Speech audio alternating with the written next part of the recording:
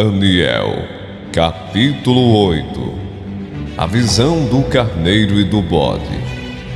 No terceiro ano do reinado de Belsazar, eu tive outra visão. Parecia que eu estava na beira do rio Ulai, em Suzã, uma cidade cercada de muralhas, que fica na província de Elão. De repente, vi perto do rio um carneiro que tinha 2 chifres compridos. Um deles tinha nascido depois do outro, mas era mais comprido. O carneiro estava dando chifradas para o oeste, para o norte e para o sul.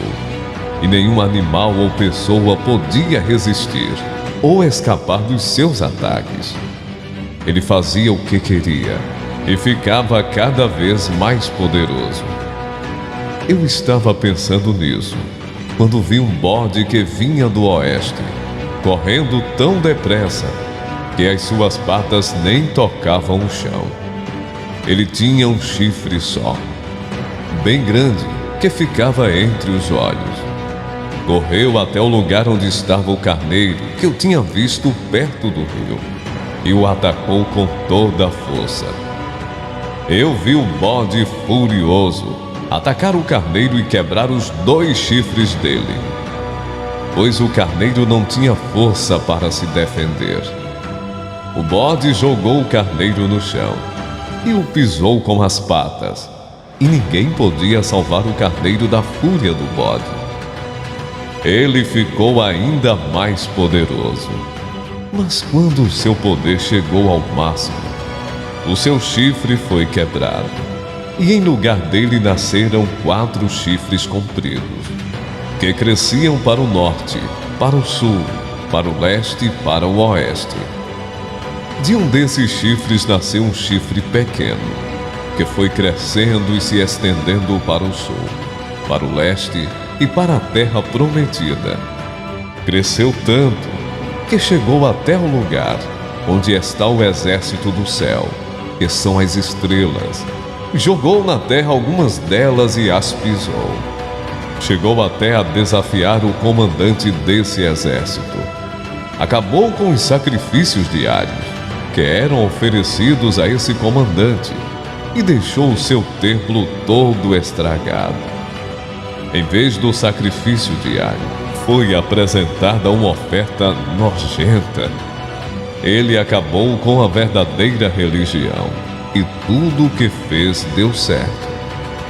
Depois, ouvi 2 anjos conversando, e um perguntou ao outro: quanto tempo vai durar aquilo que apareceu na visão? Por quanto tempo essa oferta nojenta será apresentada em lugar do sacrifício diário? Por quanto tempo ficará estragado o templo e derrotado o exército do céu? E ouvi a resposta: tudo isso vai acontecer depois de 2.300 tardes e manhãs. Durante esse tempo, não serão oferecidos os sacrifícios. Depois disso, o templo será purificado. Eu estava procurando entender o que tinha visto, quando apareceu na minha frente um ser que parecia um homem, e ouvi uma voz humana que vinha do rio Ulai, e que gritou assim: Gabriel, explique a visão a esse homem. Aí Gabriel chegou mais perto de mim e me deixou muito assustado.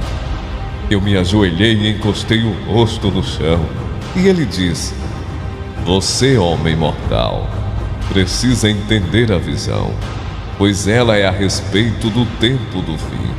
Ele ainda falava quando desmaiei e caí de bruços no chão.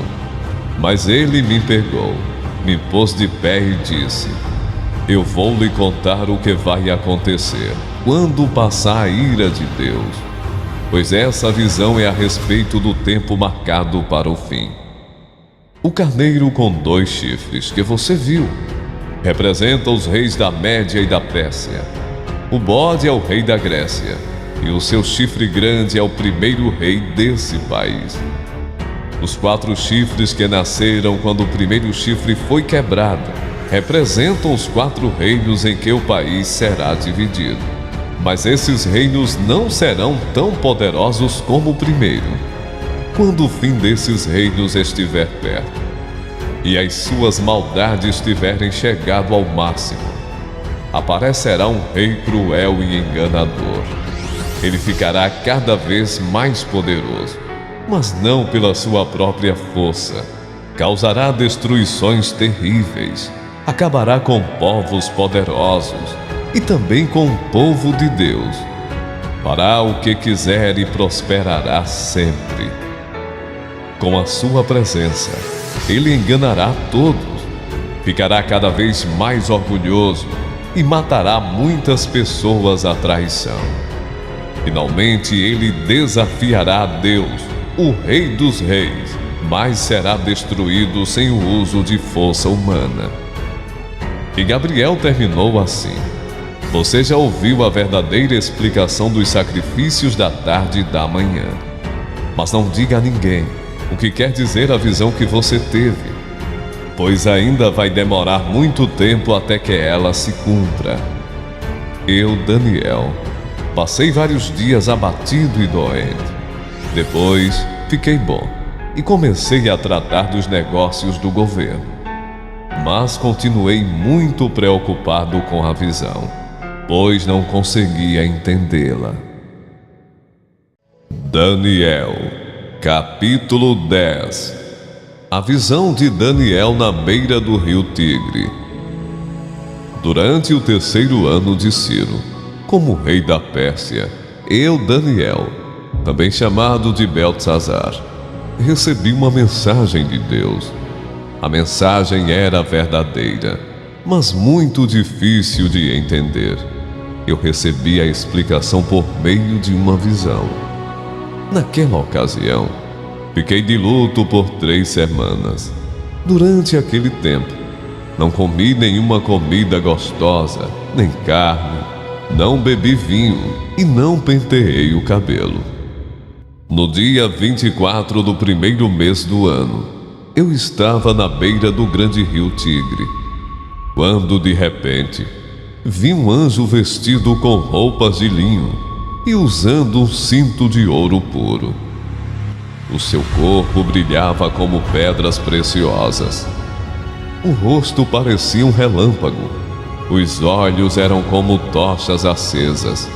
Os braços e as pernas brilhavam como bronze polido. E a voz soava como o barulho de uma multidão. Eu fui o único que vi essa visão. Os meus companheiros não viram nada, mas ficaram apavorados e fugiram e se esconderam. Eu estava ali sozinho, enquanto via essa visão impressionante. Fiquei pálido de medo e perdi as forças. Quando ouvi o anjo falar, desmaiei e caí de bruços no chão. Aí, a mão de alguém me levantou, e eu fiquei de joelhos, apoiando-me nas palmas das mãos. E o anjo me disse: Daniel, Deus o ama muito e me mandou falar com você. Fique de pé e preste atenção no que vou dizer. Então eu fiquei de pé, tremendo dos pés até a cabeça.